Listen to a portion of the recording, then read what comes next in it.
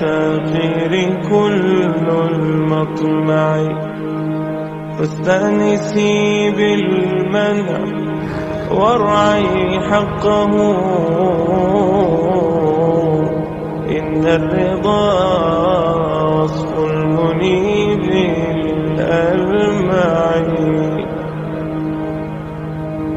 وإذا بدا من ناطق الوجدان ما يدعوك للياس الذميم الأشنع، فاستيقظي من نومة الغفلات وليكن الرجاء